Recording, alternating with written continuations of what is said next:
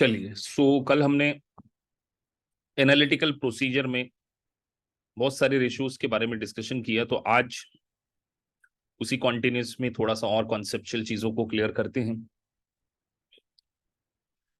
Account turnover ratio, account receivable turnover ratio का interpretation हमने सीखा था कि ये किस चीज को इंडिकेट करता है। उसके बाद total debt to equity ratio को भी डिस्कस कर लिया था। अब cost of goods sold ratio. Basically ये क्या बताता है cost of goods sold ratio? कि आपकी सेल प्राइस में कितना proportionate cost of goods sold का प्रोपोर्शनेट है।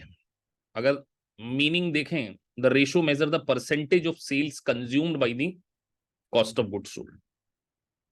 तो बहुत से सिंपल सा रेशियो है। कहां यूज हो सकता है सर इस रेशियो का? यूटिलाइजेशन क्या है, क्या एज ए ऑडिटर आप क्या, आपको यहां पर ऑडिटर के पॉइंट ऑफ व्यू से सोचना है, ना कि आपको अकाउंटेंट के हिसाब से नहीं सोचना है। आपको सोचना है एज ए ऑडिटर क्या रोल है इसका। बताइए, चलिए एक एक पॉइंट आप लोगों को लिखना है कि सर एज ए ऑडिटर इसके अंदर ये हमारा प्रोस्पेक्टिव्स हो सकता है कॉस्ट ऑफ गुड्स सोल्ड में।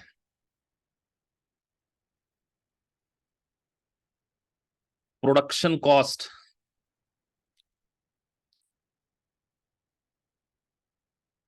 आप लोग एज ए ऑडिटर आप एनालिटिकल प्रोसीजर लगा रहे हैं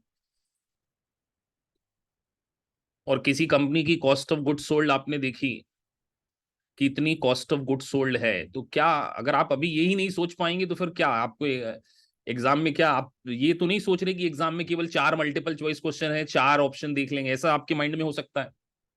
तो आपको एक बात बता देता हूं कि सिमुलेशन में 4 नहीं 12 ऑप्शन होते हैं, 12 में से सिलेक्ट करना होता, फिर क्या करोगे? तो सर इस रेशो का क्या हम यूज ग्रॉस प्रॉफिट के कैलकुलेशन के लिए कर सकते हैं? क्या इस रेशो के थ्रू हम कंपनी का जीपी रेशो निकाल सकते हैं? डेफिनेटली निकाल सकते हैं सर, क्योंकि sales minus cost of good sold is equal to gross profit. तो कई बच्चों को ऐसा लगता है कि सर 4 ही तो ऑप्शन रहते हैं, तो मैं आपको, अभी तक आप में से बहुत कम लोगों ने सिमुलेशंस को देखा होगा, तो थोड़ा सा नेट थोड़ा सा वीक है और ग्लैम रात को कई बार पता नहीं यहाँ इस एरिया में नहीं खुल रहा है, या मेरा इंटरनेट स्लो है। मैं आपको थोड़ा सा नॉलेज भी दे दूं कि आपको, क्योंकि आप अभी अर्ली डेज में हैं, तो एक साथ बहुत सारे ऑप्शंस आपको देखने को मिलेंगे ऑडिट के पेपर में। तो हमारी जो प्रिपरेशन है वो किसके अकॉर्डिंग होनी चाहिए? एग्जाम के पॉइंट ऑफ व्यू से होनी चाहिए। जो भी आप पढ़ें, आपका माइंड जो है वो किस पॉइंट ऑफ व्यू से होना चाहिए कि आपको बहुत सारे ऑप्शंस देखने को मिल सकते हैं। तो यस सर, हम कॉस्ट ऑफ गुड्स सोल्ड को क्या है, जीपी रेशियो पता करने के लिए भी क्या कर सकते हैं, यूज कर सकते हैं। तो कॉस्ट ऑफ गुड्स सोल्ड का फॉर्मूला क्या है सर? तो कॉस्ट ऑफ गुड्स सोल्ड आप बचपन से पढ़ते आ रहे हैं 12th क्लास में, opening stock plus production minus closing stock. तो मैंने प्रोडक्शन बोला, कई बार आप परचेज भी यूज कर सकते हैं। तो cost of goods sold, I don't think so कि मुझे कॉस्ट ऑफ गुड्स सोल्ड इस पर्टिकुलर टॉपिक में सिखाना चाहिए। उसके बाद जीपी निकलता है, तो जीपी रेशियो, जीपी रेशियो बहुत इंपॉर्टेंट होता है। जीपी रेशियो क्या क्या इंडिकेशन करता है? अगर आपको एक आध पॉइंट यहां पर मेंशन करना हो कि सर जीपी के रेशियो के पॉइंट ऑफ व्यू से हम ये सोच सकते हैं,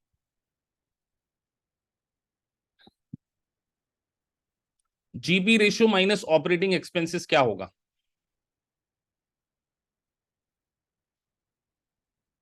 GP ratio minus gross profit minus operating expenses का क्या मीनिंग होगा?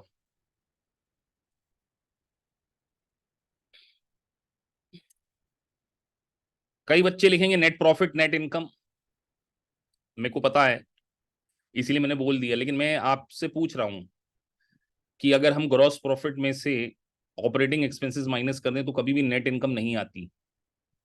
एग्जामिनर भी आपको यहीं पर ट्रैप करेगा। आपको लिखना है ऑपरेटिंग इनकम। जब मैंने खुद ने बोला ऑपरेटिंग एक्सपेंसेस, तो इसका मतलब कहीं ना कहीं मैं ये बोलना चाहता हूं कि नॉन ऑपरेटिंग एक्सपेंसेस और नॉन ऑपरेटिंग इनकम अलग, तो आपको बिल्कुल एज ए सीआईडी ऑफिसर जैसे सोचना है। कैसे सोचना है? एज ए सीआईडी ऑफिसर जैसे। ऑडिट में स्पेसिफिकली आपको यही करना है कि जब तक आप बहुत ज्यादा ध्यान से नहीं सोचेंगे आप क्वेश्चंस को गलत करेंगे। तो sir gross profit, net sales minus COGS, GP आ गया और जीपी डिवाइडेड बाई सेल्स कर दिया, तो हमारा क्या निकल कर आ जाता है? ग्रॉस प्रॉफिट निकल आ जाता है। तो ग्रॉस प्रॉफिट कई बार आपको बहुत ज्यादा जरूरत पड़ती है रिवर्स कैलकुलेशन करके।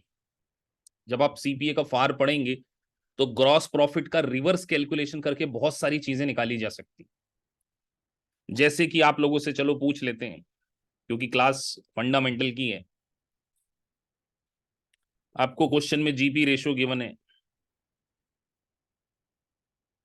20%, देखते हैं 25% ऑन सेल्स। साथ में आपको opening balance of account receivable given है,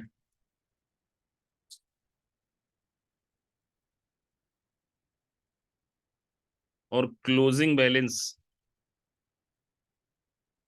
ऑफ अकाउंट रिसीवेबल भी गिवन है।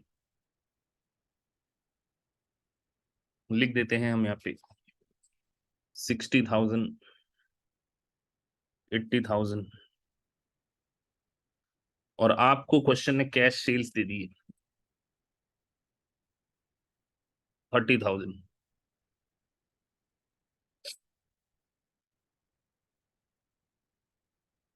कॉस्ट ऑफ गुड सोल्ड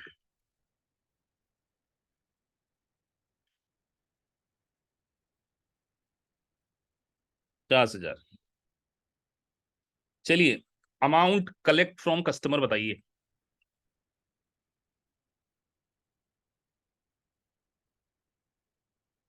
आपका एक लाइव टेस्ट हो गया, सभी को आंसर देना है।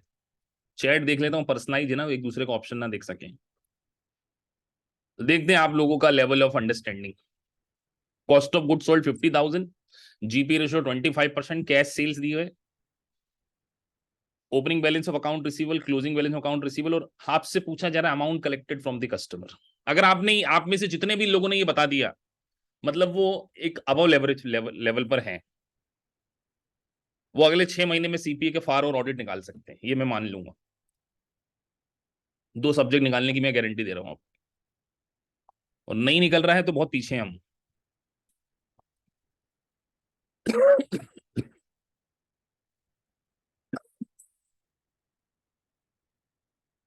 शुरू हो जाइए।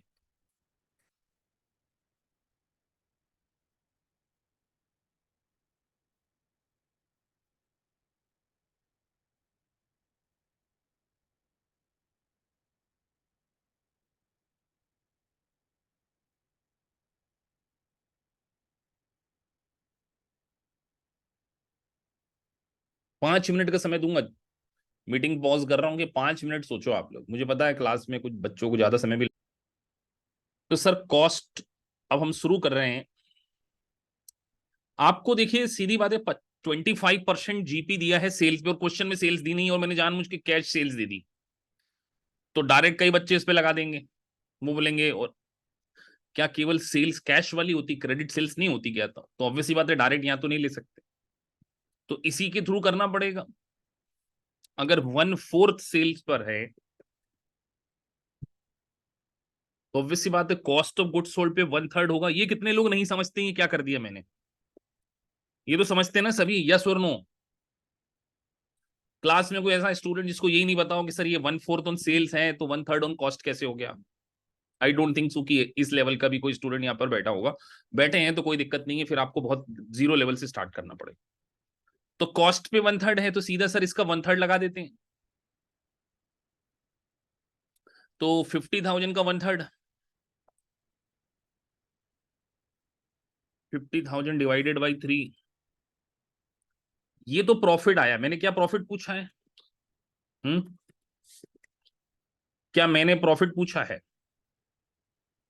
मैंने तो पूछा amount collected from the customer, तो ये तो निकल गया, तो सीधे कॉस्ट में जोड़ दें। तो कॉस्ट आपकी है, क्वेश्चन में दी हुई है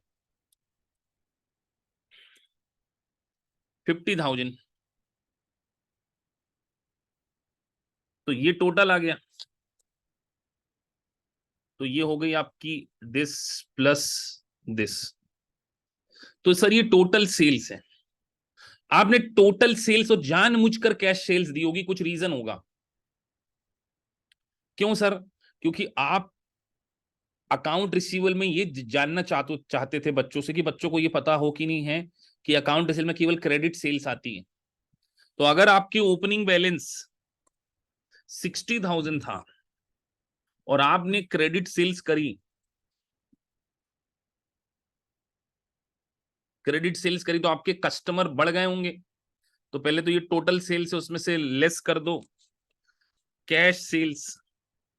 तो आपने कैश सेल्स यहाँ पे दिए 30,000, तो ये आ गया 3,367। तो क्रेडिट सेल्स 3,667। तो ये आ गया टोटल दिस प्लस दिस। तो ये तो कस्टमर से टोटल लेना है, अभी लास्ट क्लोजिंग बैलेंस यहां से लेस कर दे।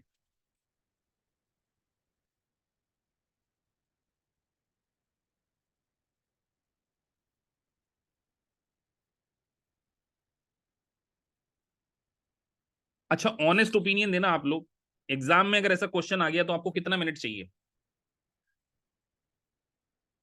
This is your collection. इस प्रकार के क्वेश्चन को करने के लिए कितने क्वेश्चन, कितने मिनट चाहिए? ईमानदारी से लिखो सभी लोग, सर इतना समय तो चाहिए ही चाहिए।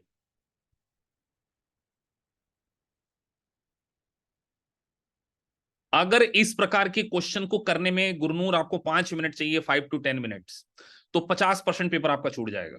आज लिख लो।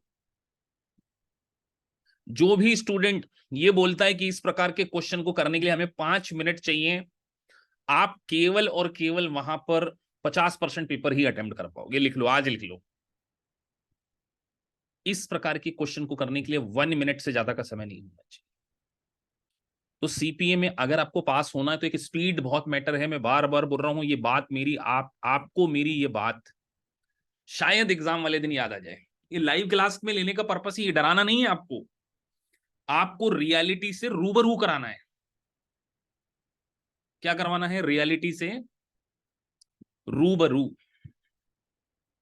कि अगर आप 1 मिनट के अंदर ये सारी चीज नहीं सोच सकते कि कॉस्ट ऑफ गुड सोल्ड का सीधा रिलेशन होगा सेल्स से, और सेल्स में से हमने कैश सेल्स माइनस कर दी तो क्रेडिट सेल्स आ गई, तो आप एग्जाम में 50% पेपर छोड़ के आएंगे।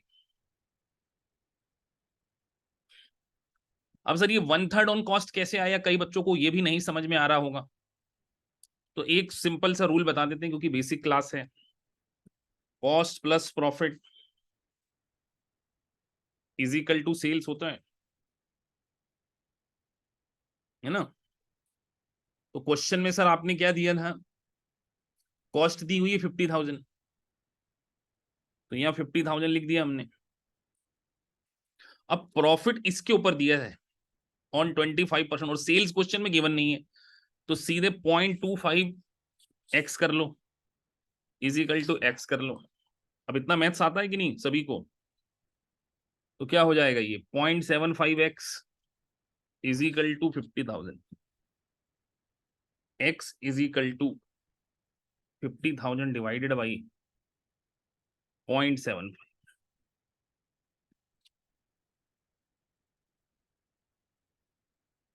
ये आ गई सेल्स।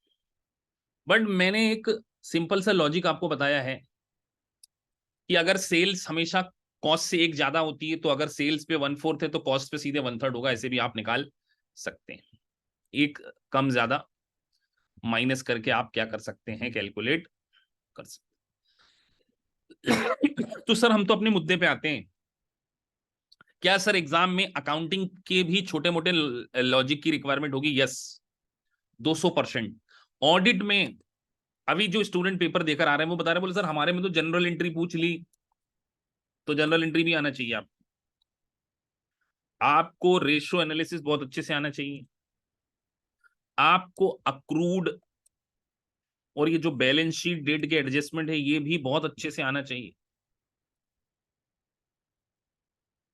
और इसका जो इफेक्ट है एज ए ऑडिटर आना चाहिए। जैसे मैंने अभी देखो यहाँ पर निकाला कि कस्टमर से कलेक्शन है, तो एग्जामिनर आपसे पूछ सकता है कि कस्टमर से कितना कलेक्ट हुआ है, आपकी जो एक्सटर्नल कॉन्फर्मेशन है उसके अकॉर्डिंग इतना है, इसके अकॉर्डिंग इतना है। तो लॉट ऑफ थिंग्स जो है वो न्यूमेरिकल्स आ जाती है। मैं थोड़ा सा आपको, अगर सॉफ्टवेयर ओपन नहीं होता, पता नहीं शायद मेरे एरिया में थोड़ा नेटवर्क वीक है,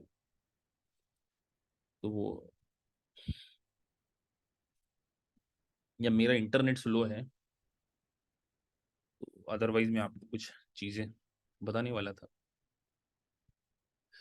तो सर ठीक है, अब हमको आई गेस सबको समझ में आ गया होगा, क्लियर है सभी को?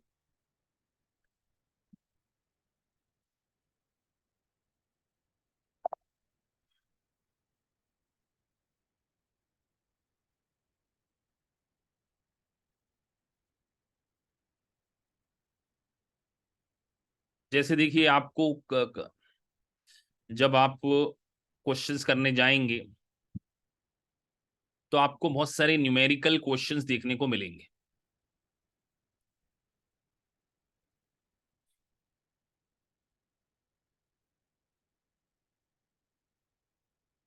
तो जो मैं आपको बता रहा हूं वो मैं बिल्कुल आपको वही चीज पढ़ाऊंगा।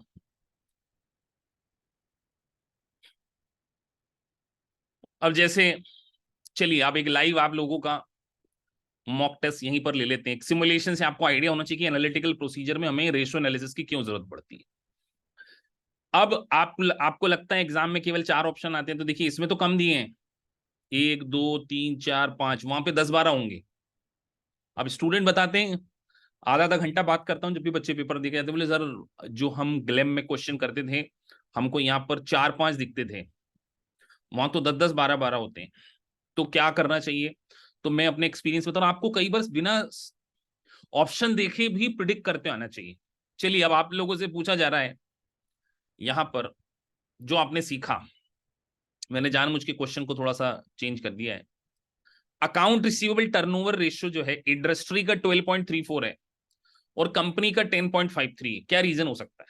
आपके सामने ऑप्शंस है, कल आप लोगों ने सीखा है और सिमुलेशंस में इसको अप्लाई करना है। अपने अपने आंसर दीजिए।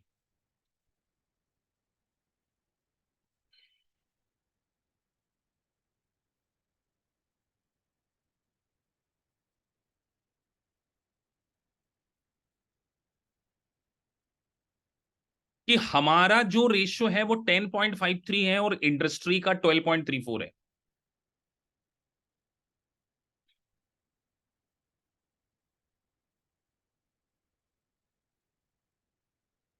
क्या लॉजिक हो सकता है? क्या रिसेशन इसका रीजन हो सकता है? तो सर सबसे पहले तो हमारे दिमाग में ये तो आए कि फॉर्मूला क्या है।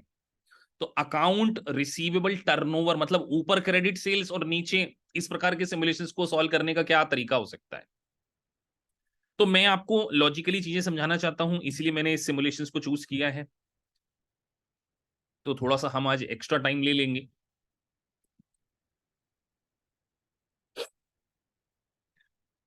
तो सर इंडस्ट्री का कितना लिखा है? 12.34।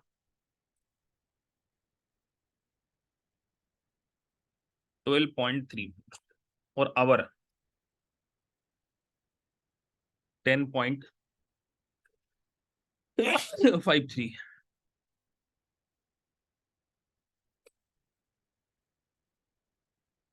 तो मैं सोचूं कि sir credit sales divided by average account receivable, मैं आपको तरीका समझाना चाहता हूं, इसीलिए तो मैं क्या करूं, अभी एक आर्बिट्ररी फिगर रख लेता हूं। मैं यार यहां पर अकाउंट रिसीवेबल एक तरीके से दोनों कम दो सेम मान लेता हूं। मैंने अकाउंट रिसीवेबल को 1000 रख लिया। तो बताइए क्रेडिट सेल्स कितनी होगी इंडस्ट्री की? इंडस्ट्री की क्रेडिट सेल्स कितनी? 1000 मल्टीप्लाई 12.34, यही करेंगे ना? तो आपको ऐसे एग्जाम में सोचना पड़ेगा एक्चुअली। सॉरी। तो सर इक्वल टू, मैंने एक सेकंड थोड़ा सा यहाँ पे हम 1000 रख लेते हैं। Equal to this multiply this कर लेते हैं। कई बच्चे 1234 बोल रहे थे इसीलिए मैंने करा, वैसे 12340 और यहां पर आवर।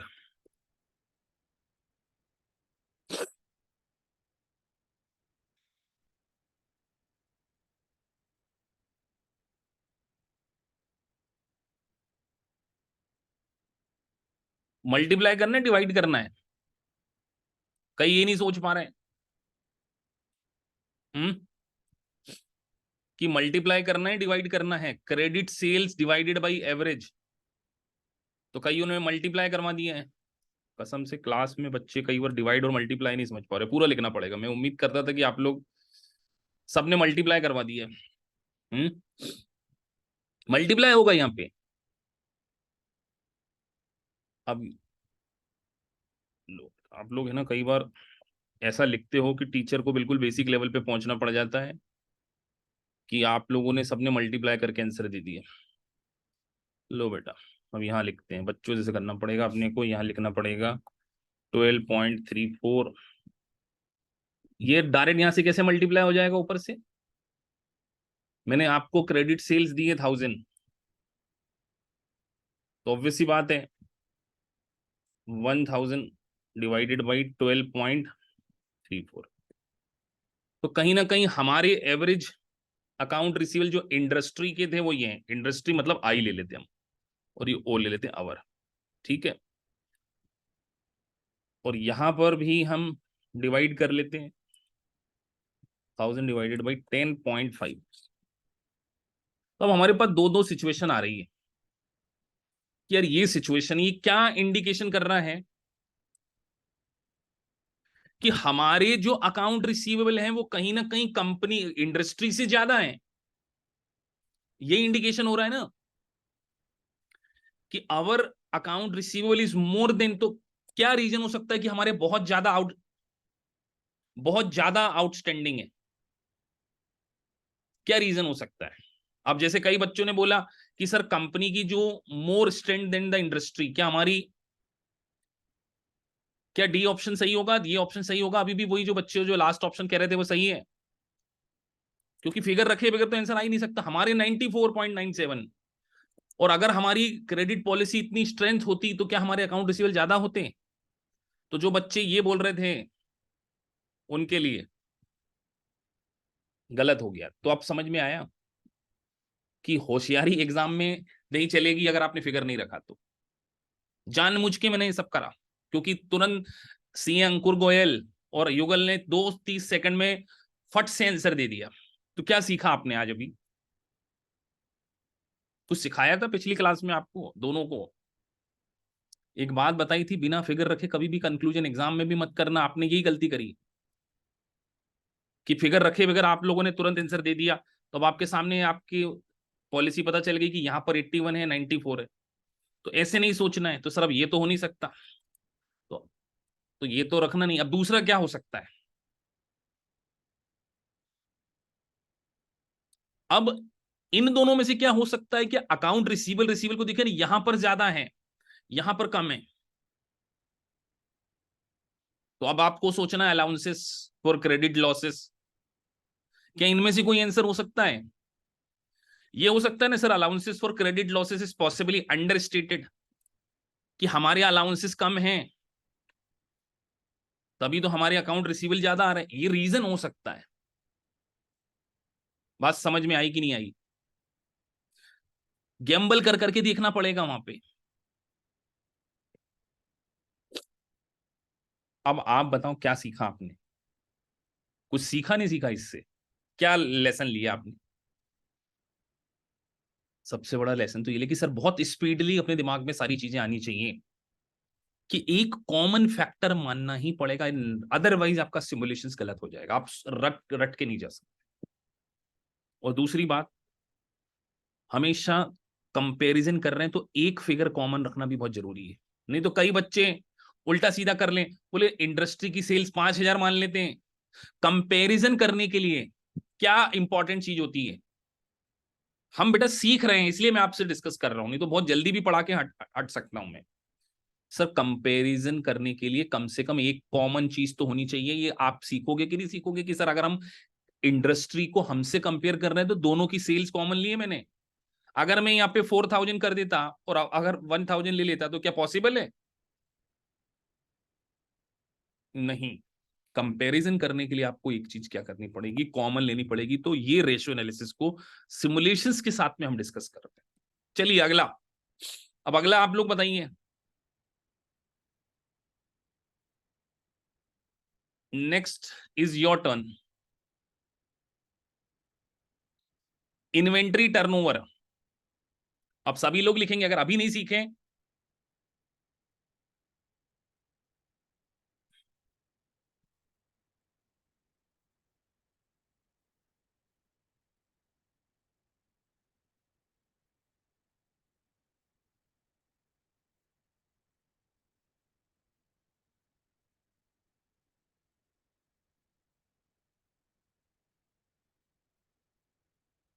अब सबका आंसर सही आना चाहिए। अब गलती नहीं चलेगी। लाइव टेस्ट हो रहा, लाइव।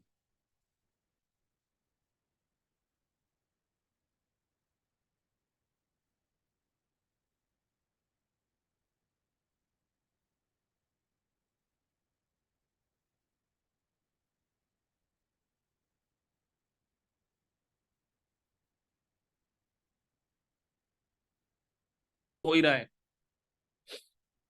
क्या मुझे एक्सप्लेन करना चाहिए इस क्वेश्चन को कि नहीं, कि sir sales are over over stated कैसे है?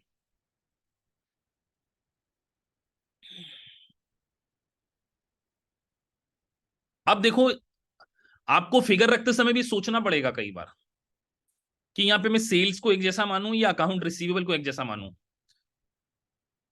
तो ऑब्वियस सी बात है यहाँ पर, सॉरी, इन्वेंट्री को एक जैसा मानना चाहिए क्योंकि ऑप्शन में 3 सेल्स के ज्यादा है। तो ये भी एक इंटेलिजेंट थॉट होगा कि आपको टर्न एक कॉमन फैक्टर लेना है, तो इन्वेंट्री को कॉमन मानना चाहिए। कितने लोग ये बात समझ गए कि हाँ सर आप बिल्कुल सही बोल रहे हैं कि इन्वेंट्री को हमने कॉमन मानना चाहिए। और क्योंकि अगर आप इन्वेंट्री को कॉमन मानोगे तभी तो 2 सेल्स के फिगर निकल के आएंगे। ये बात आप सोच पा रहे हैं कि नहीं सोच पा रहे हैं? कि अब पता चले आपने सेल्स एक जैसी मान ली तो डिसीजन ही नहीं ले पाओगे। चलो बेटा प्रूफ करते, बिकॉज कुछ बच्चे रिक्वेस्ट कर रहे हैं। जो बच्चे रिकॉर्डिंग में देख रहे हैं स्पीड फास्ट कर लेना, क्योंकि टॉपिक टेक्निकल है इसीलिए मैं समझा रहा हूं। Turnover ratio. तो टर्नओवर रेशो का फॉर्मूला बताइए जरा। Inventory turnover. तो इन्वेंट्री टर्नओवर का वैसे फॉर्मूला होता है cost of goods sold divided by average inventory, यही होता है ना? ठीक है, लेकिन मैं ऐसा कॉस्ट को सेल्स से रिप्लेस कर सकता हूं क्या यहाँ पे? कौन ये बात बोल सकता कि हाँ सर लॉजिकली कर भी सकते हैं? कितने लोग मानते हैं कि हाँ सर अगर मैं यहाँ पे सेल्स डिवाइडेड बाई इन्वेंट्री रख दूं तो भी कोई बहुत बड़ी बात नहीं है? कितने लोगों को ये बात समझ में आ गई कि मैं यहाँ पे sales divided by average stock भी रख सकता हूँ? बहुत माइन्यूट सी बात है, लेकिन सोचना इसलिए भी जरूरी है क्योंकि सर सेल्स और कॉस्ट ऑफ गुड्स सोल्ड में, कॉस्ट ऑफ गुड्स में प्रॉफिट जोड़ देंगे तो सेल्स वैसे ही निकल आएगा। तो हम यहाँ पे sales divided by average stock ले ले रहे हैं। तो ऑब्वियस सी बात है, हमें हमें इंडस्ट्री का भी चाहिए और आवर भी चाहिए। तो हम यहाँ पे फिगर रखते हैं और सीधे मल्टीप्लाई कर सकते हैं क्योंकि एवरेज स्टॉक हम कॉमन ले रहे हैं। एवरेज स्टॉक मैंने यहाँ पर 1,000 ले लिया है। तो इंडस्ट्री का कितना रेशियो है? 5.5। तो ये 5,500 आ जाएगी और यहाँ पर 7.49। 7.49 ना कितना है, हाँ। तो 740 ये आ जाएगी। तो ऑब्वियसली बात है मेरी सेल्स ज्यादा है, तो sales are potentially over stated. अब आप पता चले यहाँ पे कॉस्ट रख के देख रहे हो, तो सर कॉस्ट हमारी ज्यादा है तो ऑब्वियसली बात है कॉस्ट में प्रॉफिट जोड़ देंगे तो सेल्स भी हमारी ज्यादा होगी, ऐसा सोचना पड़ेगा। आया समझ में कि नहीं आया? फिगर रखे बगैर सोच पाओगे एग्जाम में? नहीं।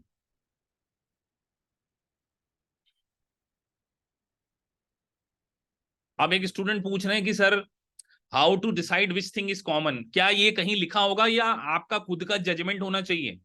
क्या इसका कोई रूल बनाया जा सकता है कि किसको कॉमन रखना है? मैं आप लोगों से पूछ रहा हूं, क्या हम कोई रूल क्रिएट कर सकते हैं यहां पर?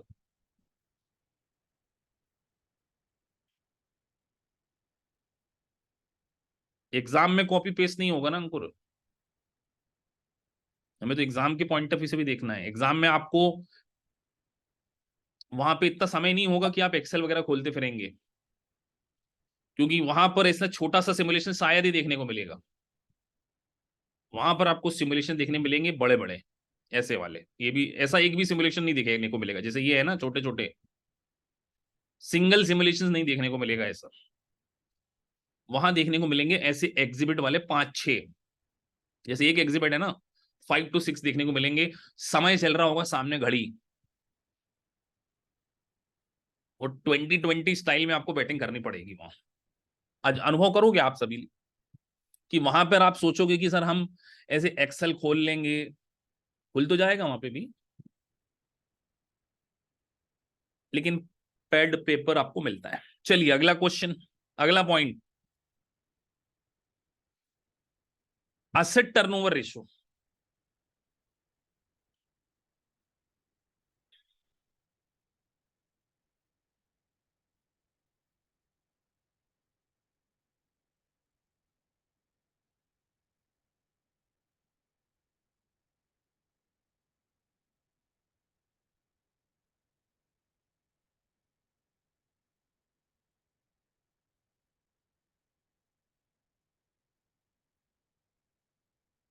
अब गलत नहीं होना चाहिए आप सभी का, जिन लोगों ने पहले आंसर दिया था जिनका गलत हो रहा था।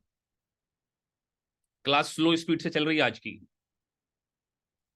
अच्छा, संडे को हमारी क्लास नहीं होगी, आप सभी जानते हैं रीजन। सो उसको हम थोड़ा सा प्रीपोन करेंगे, एक दिन सैटरडे रखेंगे, सैटरडे दिन में रख लेंगे क्लास। इस संडे हमारी जो क्लास होती है उसको हम थोड़ा सा पहले रख रहे हैं, due to India Australia final match.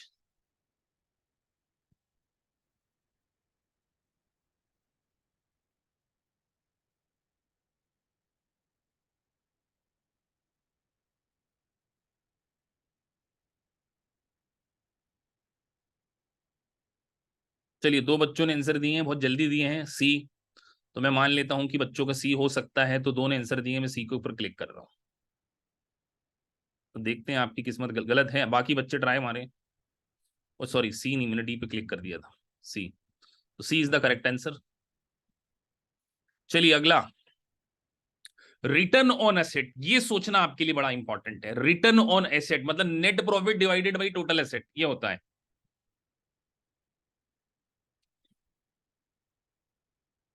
Return on asset,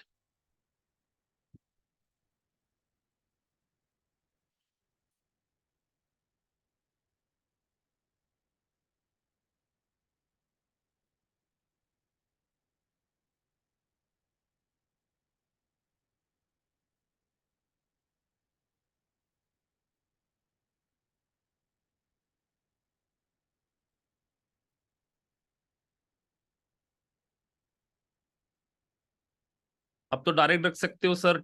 मान के चलें कि रिटर्न ऑन एसेट,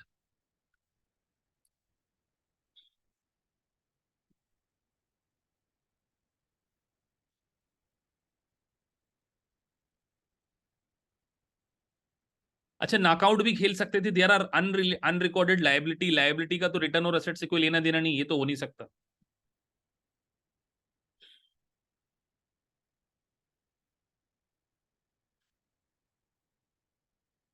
सोचिए।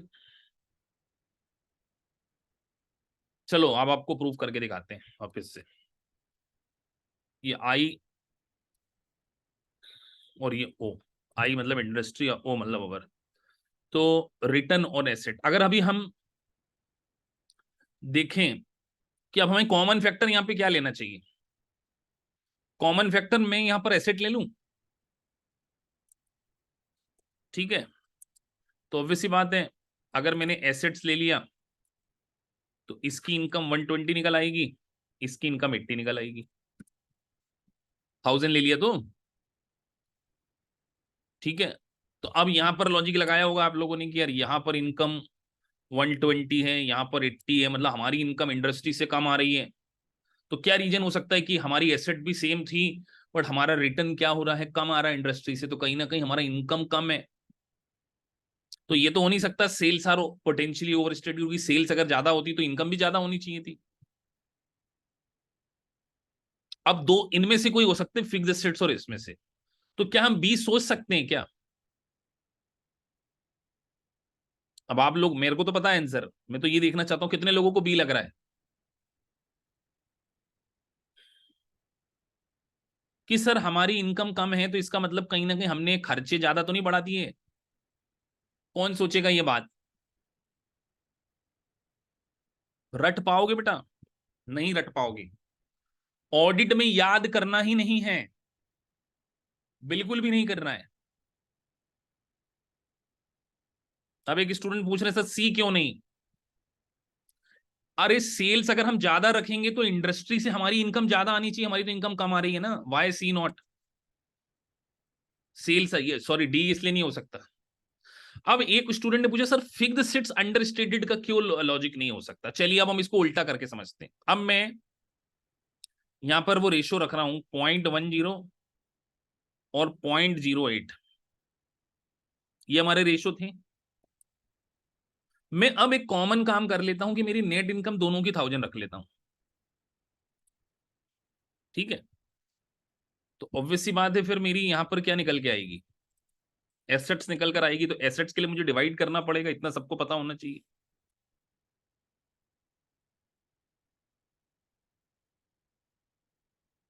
ठीक कर रहा हूं ना मैं ट्रायल एंड रन मार रहा हूं। तो हमारी एसेट्स ज्यादा आ रही है, तो क्या सी हो सकता है? हमारी एसेट्स ज्यादा आ रही हैं। अब बताइए साहिबा जी, आपने पूछा था सी क्यों नहीं हो सकता, वाई नॉट सी? बताइए साहिबा, आप बताइए क्यों नहीं हो सकते? क्योंकि हमारी तो ज्यादा आ रही है। तो अगर हमारी ज्यादा आएगी तो हम अंडरस्टेटेड कैसे करेंगे? तो ये तो बाहर हो गया। तो आपको नॉकआउट खेलते भी आना चाहिए कि क्या नहीं हो सकते।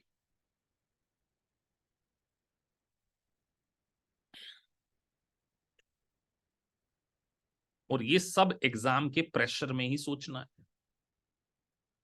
चलिए लास्ट सिक्स सेवंथ आपके लिए सेल्फ लेवल के लिए छोड़ देंगे जब आप करोगे खुद। लास्ट सिक्स नंबर का,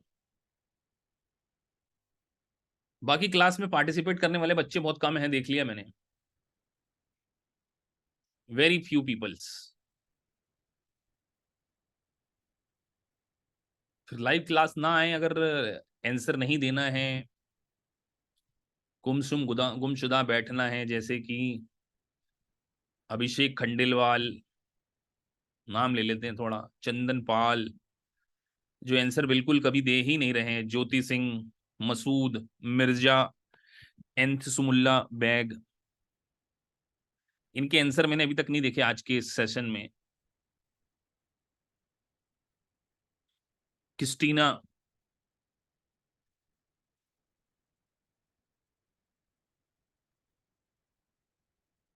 6 नंबर का ऑप्शन, प्रॉफिट मार्जिन हमारा 5%, इंडस्ट्री का 7%। सॉरी, अब इसमें ऑप्शन दिखाना पड़ेगा ना आपको। ये तो बहुत आसान हो गया सर, कि हमारा 9% प्रॉफिट है सेल्स के ऊपर, हम ज्यादा प्रॉफिट दिखाते हैं। बहुत आसान हो गया सर। तो आप फट से बोल दोगे सेल्स आर ओवर स्टेटेड, यही बोल दोगे ना कि अगर हमने प्रॉफिट ज्यादा दिखाया तो सर ऑब्वियसली बात है सेल्स भी हमारी ज्यादा ही होगी। ऐसा आप लोगों ने सोच लिया होगा, सोचा है कि नहीं सोचा ऐसा? मुझे पता है कि आप, एग्जामिनर को भी पता है कि सेल्स से सीधे आप लोग कंक्लूजन निकाल लेंगे। मुझे पता था।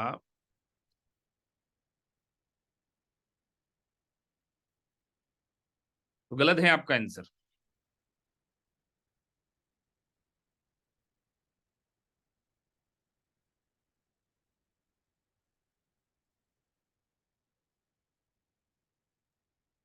अरे हमारा ज्यादा आ रहा है, प्रॉफिट मार्जिन ज्यादा आ रहा है, तो इसका क्या मतलब है कि हमारी सेल्स ज्यादा है?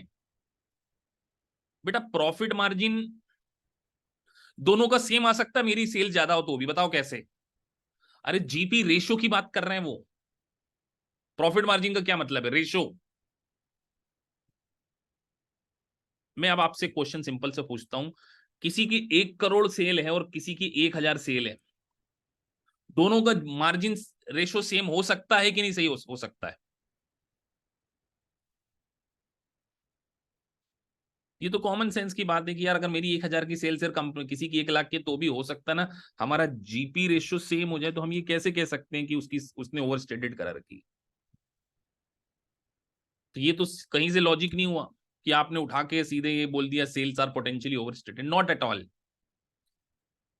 सेल्स सिमिलर होने के बावजूद भी क्या हो सकता है कि हमारा प्रॉफिट ज्यादा आ रहा है, तो क्या हमने खर्चे कम दिखा रखे हो सकते हैं? ऐसा हो सकता है क्या?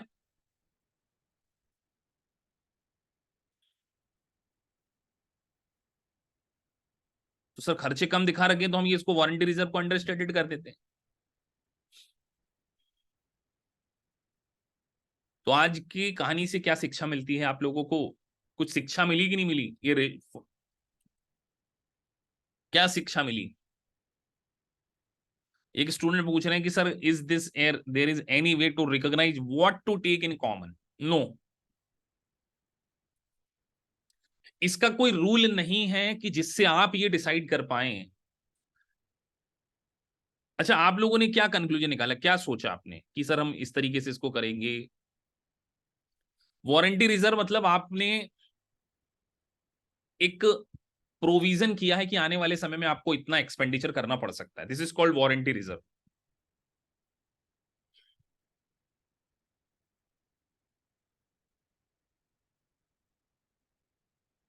अब एक स्टूडेंट पूछ रहे हैं सर फॉर्मूला कैसे याद करें? क्या फॉर्मूले याद इतने डिफिकल्ट है फॉर्मूले?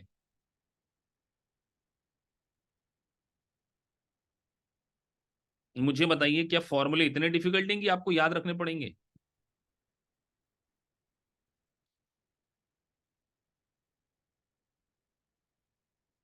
4-5 तो फॉर्मूले हैं यार। अकाउंट रिसीवेबल, अरे यार मैंने फॉर्मूले तो आपको एक सिंपल तरीके से याद भी करवाए कल। मैंने आपको कल एक लॉजिक बताया था। बताओ क्या इसको देखकर आप नहीं बता सकते? इन्वेंट्री टर्नओवर रेशो, इन्वेंट्री मतलब स्टॉक, टर्नओवर तो ऊपर नीचे क्या आएगा, मैंने कल बताया था। असेट, ये तो सामने तो लिखे हैं फॉर्मूले। अकाउंट रिसीवेबल, टर्नओवर मतलब सेल्स होता है, टर्नओवर मतलब सेल, इन्वेंट्री एवरेज लेना है। एसेट्स भी कहाँ है, मुश्किल है यार। रिटर्न ऑन एसेट, रिटर्न का मतलब प्रॉफिट। तो क्या ये फॉर्मूले भी आपको याद करने पड़ेंगे? तो बेटा फिर आप लोग तो बहुत ही मतलब यार लॉजिकली कहीं ना कहीं वीक हो, कि अगर आप बोल रहे हो कि सर हमको ये फॉर्मूले याद करने पड़ेंगे। बेटा यहाँ पे फॉर्मूले कुछ ही किसी भी तरीके से आपको याद करने की जरूरत नहीं है। अब टाइम इंटरेस्ट अर्न को सिखाएंगे। तो सर इससे शिक्षा क्या मिलती है? शिक्षा ये मिलती है कि आप एग्जाम में रट्टाफिकेशन बिल्कुल भी करने की कोशिश मत करना, मतलब पढ़ते समय, क्योंकि अभी क्लासेस मेन स्टार्ट नहीं हुई हैं।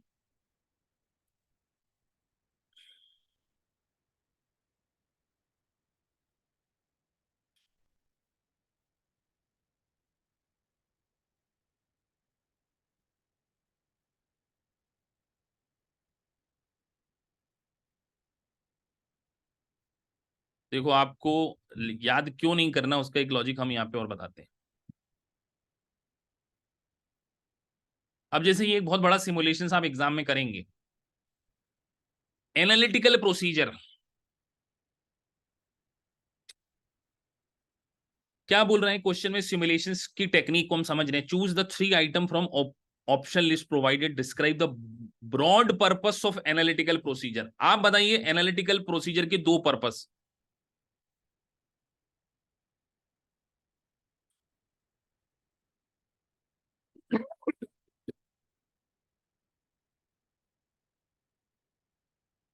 अब आपके सामने ऐसे बहुत सारे ऑप्शंस होंगे एग्जाम में। To assist the auditor in planning nature, timing and extent of other auditing procedure. चलिए सबसे पहले मैं आपसे ये पूछूं, ये हो सकता है कि नहीं? कितने लोगों को लगता है सर ये नहीं हो सकता या ये हो सकता है? क्या एनालिटिकल प्रोसीजर को हम प्लानिंग, नेचर, टाइमिंग और extent of audit procedure decide करने के लिए यूज कर सकते हैं? यस और नो? सर 101% प्लानिंग में हो सकता है, तो ऐसे सिलेक्ट करना पड़ेगा। सिमुलेशंस यही है। अब सर एक तो ये हो गया, अब बाकी दो और सोचना है। क्या understand relationship between financial and non financial के लिए यूज कर सकते हैं? Near the end of the auditor to assist overall conclusion, याद हो आपको मैंने बताया था। तो सर आपने ओवरऑल कंक्लूजन बताया था, यस।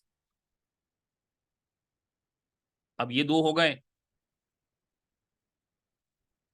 क्या टेस्ट ऑफ डिटेल के रूप में यूज कर सकते हैं? यस और नो?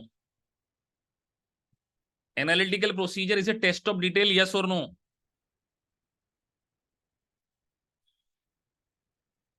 तो बेटा ये तो टेस्ट ऑफ डिटेल कभी भी नहीं कहलाता। Analytical procedure test of detail थोड़ी कहलाता। एनालिटिकल प्रोसीजर तो कभी भी टेस्ट ऑफ डिटेल नहीं हो सकता। तो सर ये तो ले लिया। अब यही दो बचते हैं।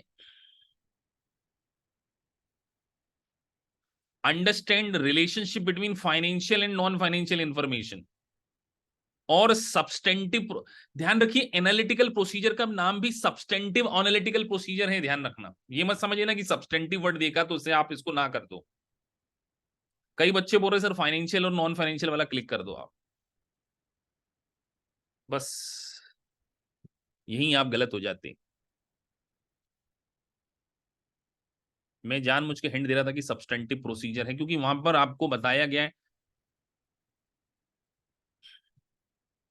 इससे आप एविडेंस कलेक्ट कर सकते हैं एनालिटिकल प्रोसीजर से। अगले तीन ऑप्शन और, जब आपको सॉफ्टवेयर मिलेगा तो आप अपने लेवल पे तो प्रैक्टिस करोगे ही।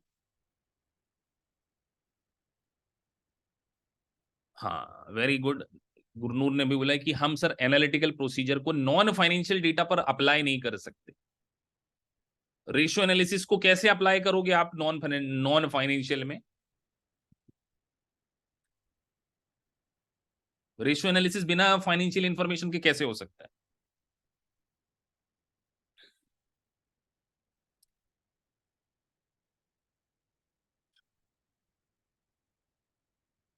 बहुत ही अच्छा क्वेश्चन है, बेसिक्स चीजों से। Choose 3 item from the option list provided that identify most likely source of information which auditor develop expectations. ऐसे कौन से सोर्स हैं जहां से ऑडिटर अपनी एक्सपेक्टेशन डेवलपमेंट करता है? आप किसी कंपनी के फाइनेंशियल स्टेटमेंट का ऑडिट करने जाते हो, तो एनालिटिकल प्रोसीजर में हमने बजट, फोरकास्ट और ये पढ़ा है कि नहीं पढ़ा है? दिस वन, अगर मैं पहला सिंपल वाला चूज करना चाहूं, यस और नो? कि एनालिटिकल प्रोसीजर में हम लोगों ने एंटिसिपेटेड रिजल्ट के बारे में बात की थी सर, तो हो गया वो। अब बताइए और कौन सा है?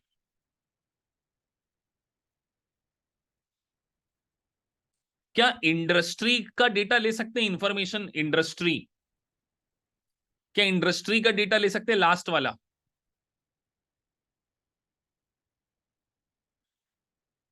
अभी पढ़ के आ रहे हैं, इंडस्ट्री से कंपैरिजन कर रहे हैं।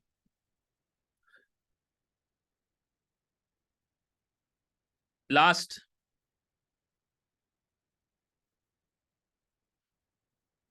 Financial information for comparable prior periods. वो तो सीधी बात है सर, कंपेयर करेंगे, तो यही आपका एनालिटिकल प्रोसीजर है। तो इससे आपको ये शिक्षा मिलती है कि रटना बिल्कुल भी नहीं है। जो भी आप पढ़ेंगे वो एप्लीकेशन बेसिस पर ही आपको सॉल्व करना पड़ेगा। Choose 3 item list provided, identify factor that most likely enhance the reliability of the audit evidence. देखो लाइन बाय लाइन चीजों को बहुत अच्छे से पढ़ो। Reliability of audit evidence, reliability of audit evidence कैसे इनहेंस होती है?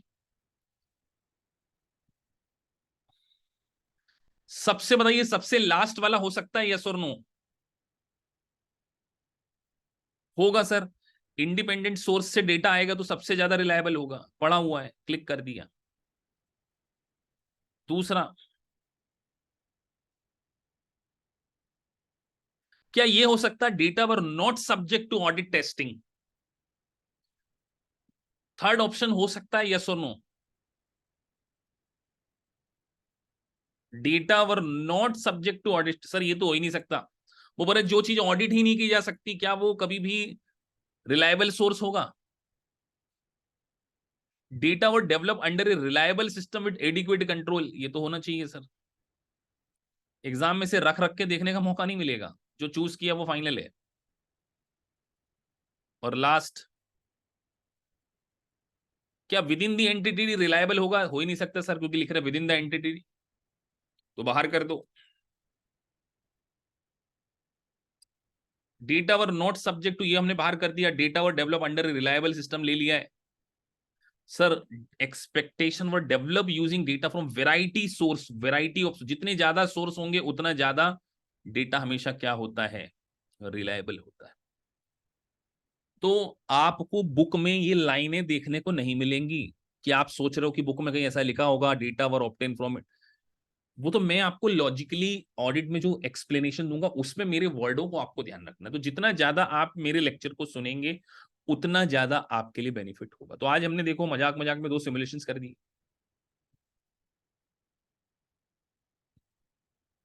2 सिमुलेशन हमने कर दिए। तो यही सिमुलेशंस है। तो जब आप ये कंट्रोल रिस्क, ये सब सारी चीजें जब आप पढ़ोगे तो आपको एक पूरा आइडिया और लगेगा। अभी हमारी मेन क्लास शुरू होगी तो हम बहुत सारा डिस्कशन वैसे भी करने वाले हैं, बट आज के इस लेक्चर में आपको ये समझाने के लिए कि फंडामेंटल जो आपको पढ़ाए जा रहे हैं वो कोई मजाक नहीं है कि हम इतना डिटेल क्यों पढ़ रहे हैं। शाह लिख रहे हैं sir, if we take wrong factor in common our answer will we get wrong. Obviously बात है, अगर आप इंटरप्रिटेशन गलत कर लोगे शाह, तो आपका आंसर तो गलत आना ही है फिर।